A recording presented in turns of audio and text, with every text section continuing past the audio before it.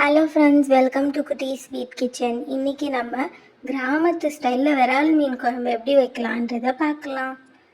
அதுக்கு 2 தக்காளி, 3 வெங்காயம், கருவேப்பிலை, வெள்ளைப்புளியும் எடுத்துருக்கோம், கருப்பு புளியும் நெல்லிக்காய் சைஸு, அதுக்கப்புறம் 2 பச்சை மிளகாய், 1 டீஸ்பூன் மிளகை நல்லா இடித்து வச்சுருக்கோம். 10 நிமிஷத்துக்கு புளியை நல்லா ஊற வச்சுக்கோங்க தண்ணியில்.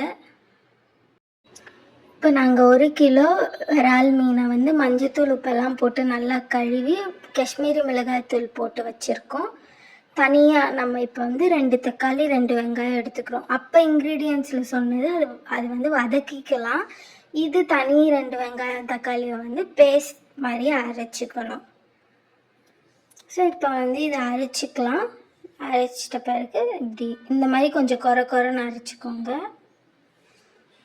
இப்போ தனியாக ஒரு கடாயில் ஆயில் விட்டுறலாம். எண்ணெய் ஊற்றிக்கோங்க. எண்ணெய் நல்லா சூடானதும் அதில் கொஞ்சம் கடுகும் வெந்தயத்தையும் போட்டுக்கோங்க. கடுகு வெந்தயம் நல்லா வெடிஞ்ச பிறகு நம்ம இதில் வெங்காயமும் கருவேப்பிலையும் சேர்த்துடலாம்.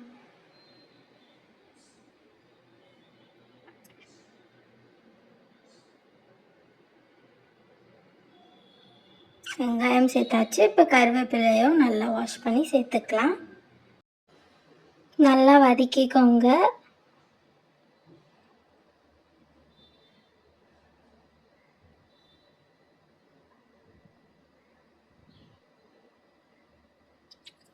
இப்போ நம்ம 2 பச்சை மிளகாய் வச்சுருந்தோம் இல்லையா, நறுக்கி அதை போட்டுக்கலாம். அப்படியே தக்காளியும் ஆட் பண்ணிவிடுங்க. தக்காளி போட்ட பிறகு நல்லா வதக்கிக்கோங்க. இப்போ நம்ம அரைச்சி வச்சுருந்த அந்த பேஸ்ட்டையும் ஆட் பண்ணிடலாம். இந்த மாதிரி குறைன்னு அரைச்சிக்கணும். இப்போ அதையும் ஆட் பண்ணிட்டு நல்லா வதக்கி விட்டுருங்க. இதுக்கப்புறம் கொஞ்சம் மஞ்சத்தூள் ஒரு பிஞ்ச் போட்டுக்கோங்க. நல்லா பச்சை வாசனை போகிற வரைக்கும் நல்லா வதக்கி விட்டுருங்க.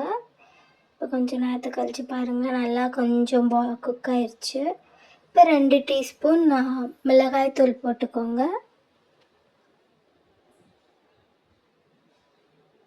இதுக்கப்புறம் 2 டீஸ்பூன் மீன் மசாலா போட்டுக்கோங்க. இது ஆப்ஷனல் தான். நல்லா வதக்கிக்கோங்க.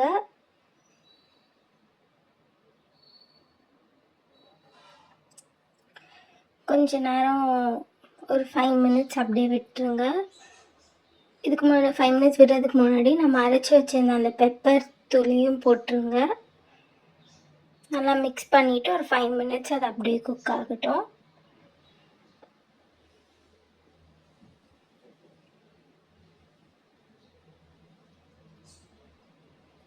அப்புறம் நம்ம கல்லுப்பு போட்டு இந்த ஊற வச்சிருந்த புளியை நல்லா கரைச்சி விட்டுறலாம்.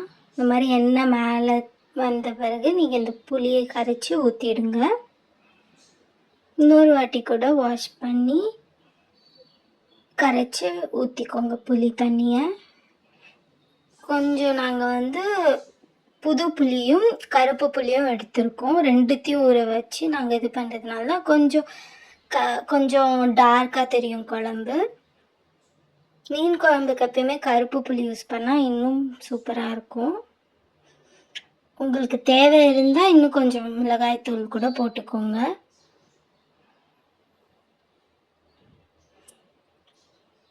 ஸோ இப்போ இந்த ரா ஸ்மெல்லாம் போட்டோம் ஒரு 5 மினிட்ஸ்.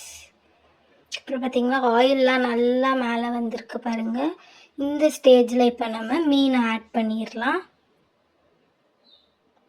இந்த மீன் மோஸ்ட்லி கிராமத்துங்கள்லாம் ரொம்ப நிறையா கிடைக்கிற மீன். இது நிறைய ஹெல்த் பெனிஃபிட்ஸ் இருக்குது.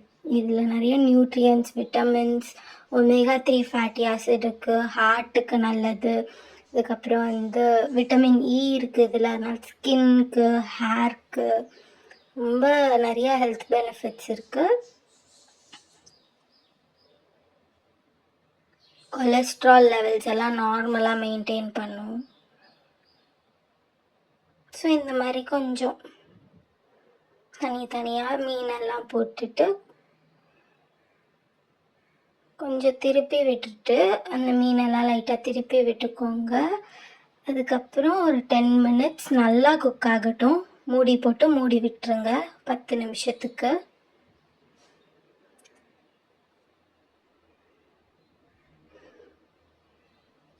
இந்த ரெசிபியை வீட்டில் செஞ்சு பார்த்துட்டு உங்கள் கமெண்ட்ஸ் சொல்லுங்கள். வேறு ஏதாவது ரெசிபீஸ் உங்களுக்கு வேணும்னாலும் கமெண்ட் செக்ஷனில் வந்து மென்ஷன் பண்ணுங்கள். நாங்கள் அது வீடியோ செஞ்சு போட ட்ரை பண்ணுறோம். இப்போ பார்த்திங்களா 10 நிமிஷத்துக்கு அப்புறம் நல்லா குக் ஆகிருக்கு.